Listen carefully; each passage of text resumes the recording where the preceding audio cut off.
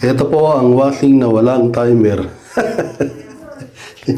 Ayan, sirada po yan eh.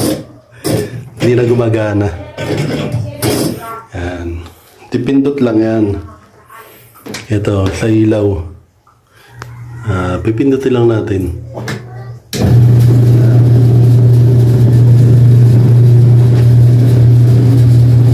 Tuloy-tuloy lang po yan.